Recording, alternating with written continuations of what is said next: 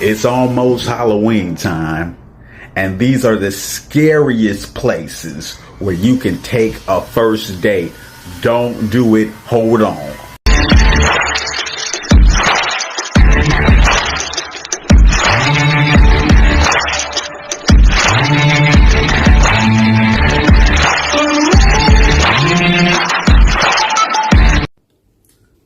Now, the first spot is Starbucks coffee spots. This is the ultimate no-no. I've done another video about this, but look at the environment. This date will be short, to the point, and it's probably only going to last maybe 20 to 30 minutes. Reason being is what is synonymous with Starbucks? Work. And what do you want to be doing after you done worked a 40-hour week is think about more work. Unless you love what you do.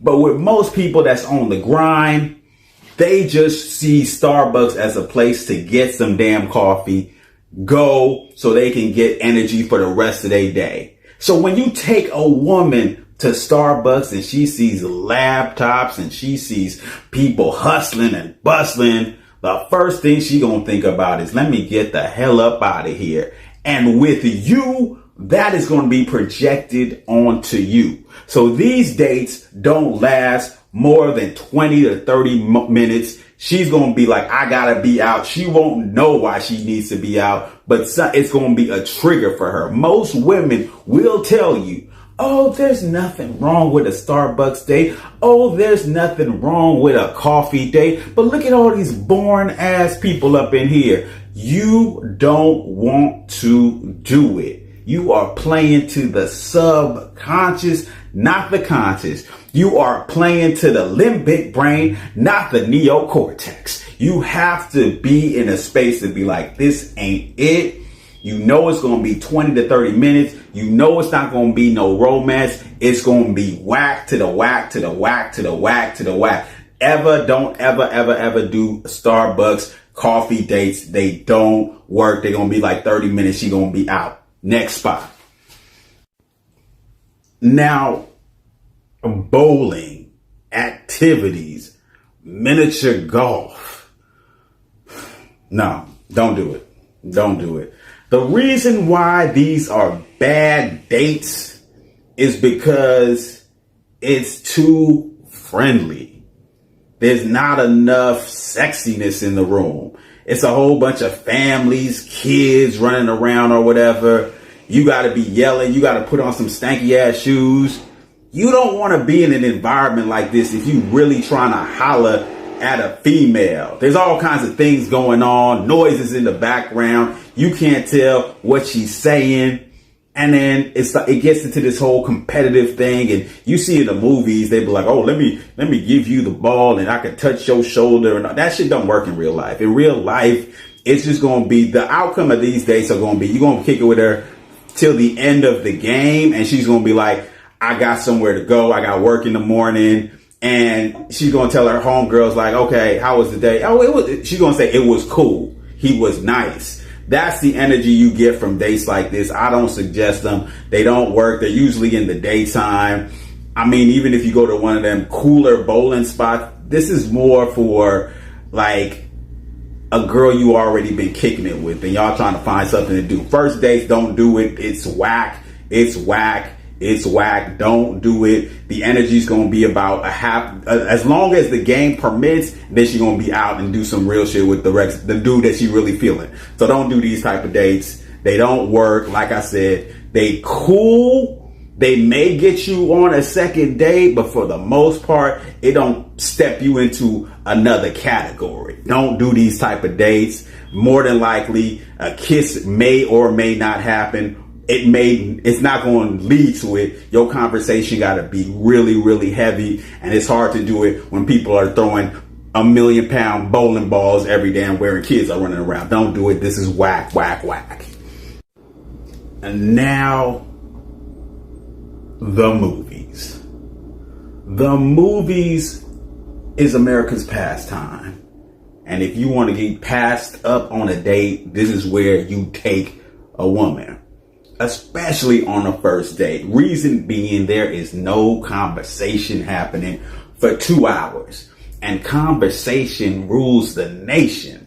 And if you are with a woman that doesn't know you, the end of the date is going to happen at the end of this movie. You are better off if the movie is trash. If the movie is trash, at least you can be like, damn, that movie was trash. Let's do something else and kick it. If the movie is good, then she feels satisfied. She's like, well, I saw a good movie. You probably got her something to eat. She's out.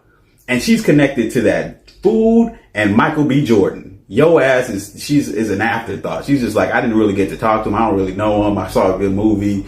She's going to text the next dude, or she's going to be on her way.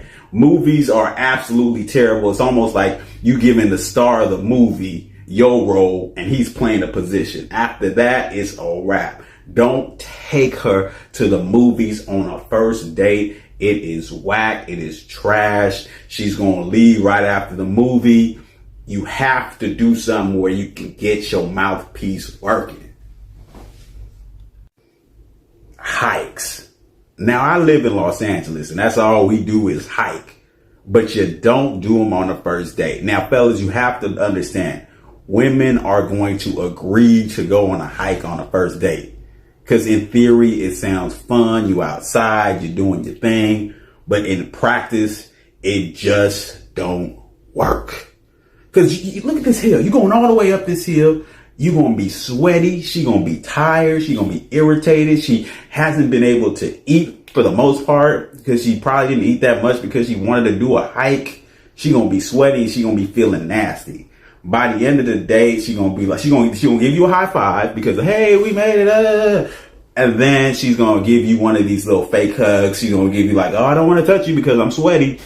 And then she's going to be like, all right, let's meet up later. Waste your time. You could have did that shit yourself. Don't do these type of dates. They whack, they trash. It's just something they will agree to go on them. However, it's going to leave you tired and frustrated. Don't do them. They whack.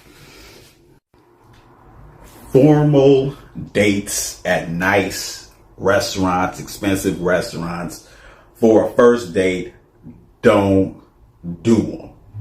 Biggest thing is just that the environment plays into the way the woman acts. You may be out with a super freak. She may want to give you that thing that night. You take her to an expensive restaurant. Now she has to play into the role of the environment. Yes, madam. Okay. How are you today? It puts you in that role. I've been in that position before. Years ago, I went on a date. I saw this woman's Instagram. She was popping it like Meg Thee Stallion. I said, whoo, we got it. I need to go out with that so I could ride that stallion. And I said, all right, best thing for me to do is go take her out to a nice restaurant. And if I didn't take this woman to the nice restaurant and she started acting like Claire Huxtable and Michelle Obama on my ass, I was like, what happened? And the environment changed her energy. She damn near shook my hand at the end of the day. I said, hell to the no.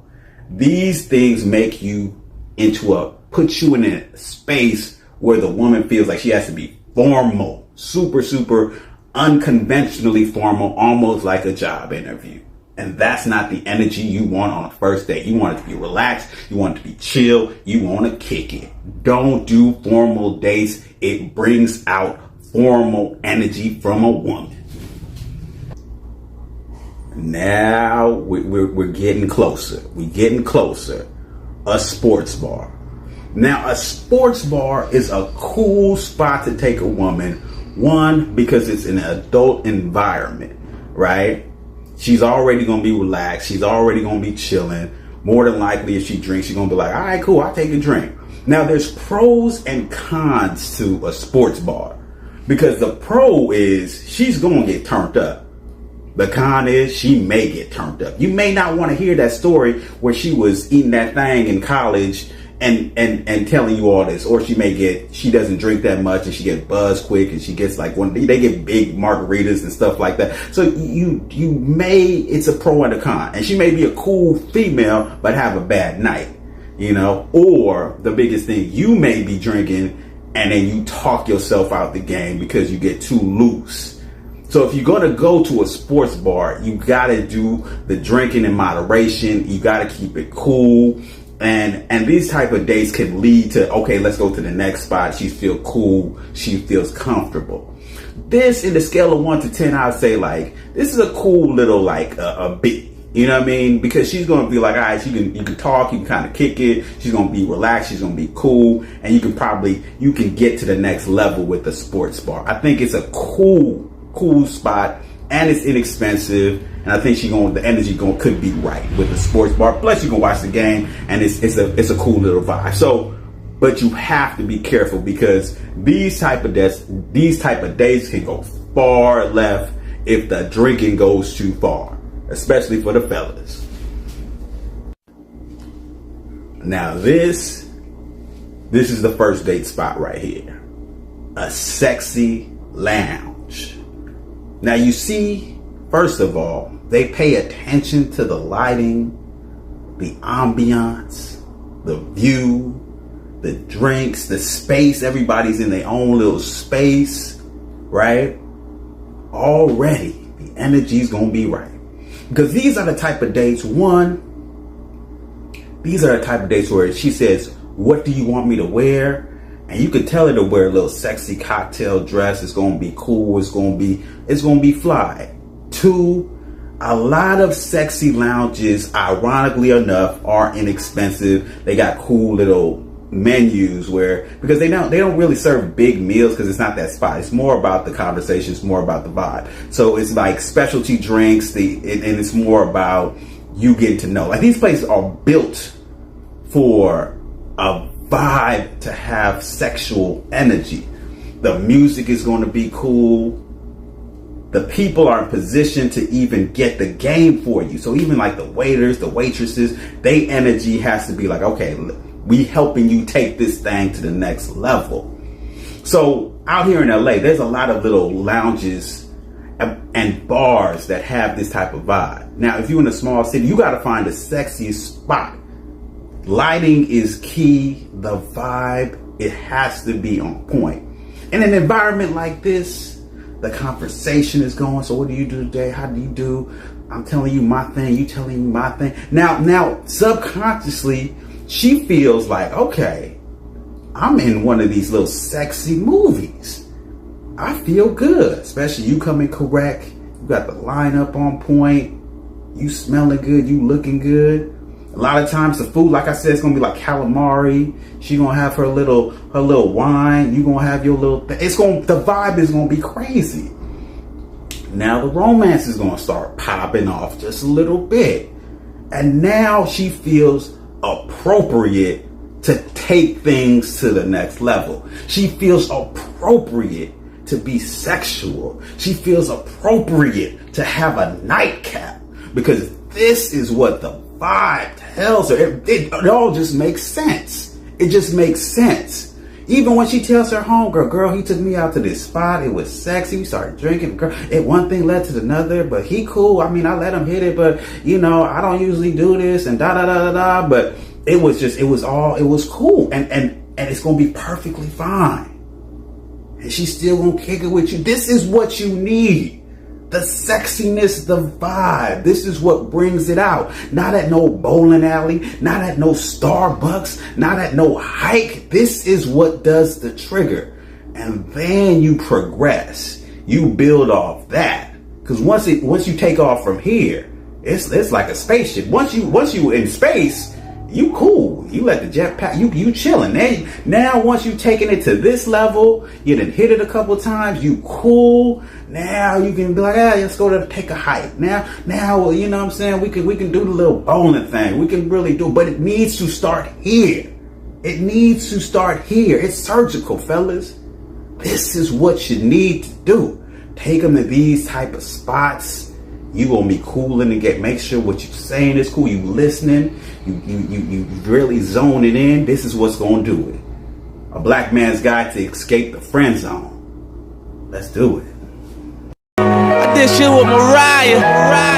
Hey, it's Mariah Carey. I'm listening to B Woods, the intelligent, attractive, warm, loving, and caring, just the most magnificent man ever to walk the face of this earth.